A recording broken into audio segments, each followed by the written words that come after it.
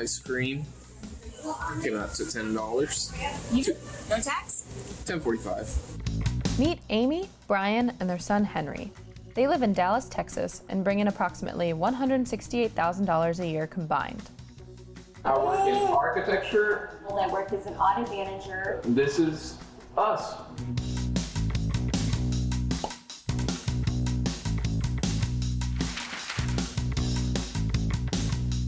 I would say we are definitely super savers. The couple paid off all student loans, own their cars, and are paying off their $313,000 house. They have $39,000 left on their mortgage. A lot of the things, instead of like buying it, I'll just make it myself. So that's kind of the way I save. We found stuff that we brought back, clean it up, stuff that people are just throwing out. We do get a lot of hand-me-down like clothes and toys, which has been a real saver.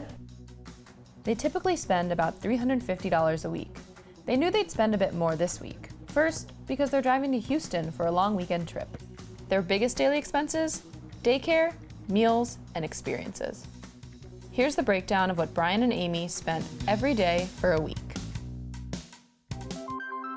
So Monday, Walmart, it was a last-minute run for our trip. So that came out to $18.24, and then we also had $5 of some Walgreens prints. Yeah, some photos.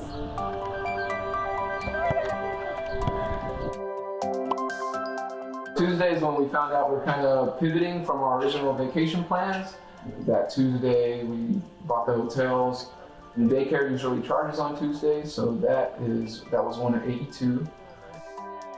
And we bought some shirts and Online. Just personal shopping. That came out to $45.31. Update on the tacos. They're ready. Our son was born June of 2020, so in the thick of the pandemic. And being born in the pandemic was definitely a bit crazy. Henry's biggest expenses include daycare, diapers, and eczema cream. Wednesday was the day before our trip, so I made a last-minute run to Walmart. And then we filled up the rest of our tank, and Yeah. that came out to $17. Quick, easy, cheap dinner right before we leave for vacation. Thursday, we dropped our dog off. Thursday came out to $220 with the dog boarding. And Thursday was also the day that we drove to Houston. So we ended up going to the museum district, so parking was free, and a lot of the museums on Thursdays were free. We did spend on food there. That was $45 for lunch. Because they love their dog Ryder so much, Brian and Amy recently began dog sitting. In the last year, they've brought in about $2,000 from this side hustle. So we ended up going to the beach on Friday, and that turned out to be free. Parking was free, admission to the beach was free. I guess we found the public beaches. On lunch, and then we also filled up again. That was about $25 and for gas. We did buy some ice cream to cool off because Houston in the summertime can get humid and hot. And that turned out to be $10. Yeah, $10. And then after that, we went to go eat dinner. It was about $38. And there was a lot of food, so we actually saved some. Yeah, we ate it for lunch the next day. Yeah. So that was the NASA day. $60 for 2 adults. Henry's free because he's under 3. The souvenirs that we bought there, that came out to $40, I think, after taxes.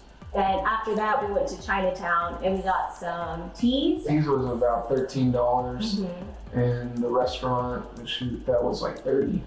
Yeah.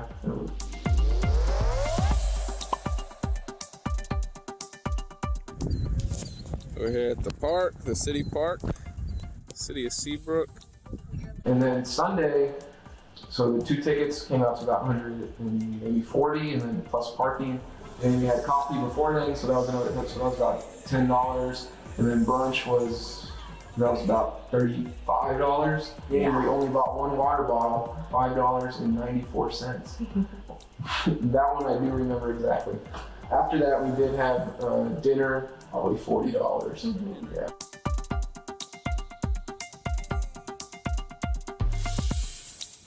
In total, Amy and Brian's budget this week amounted to $6,097.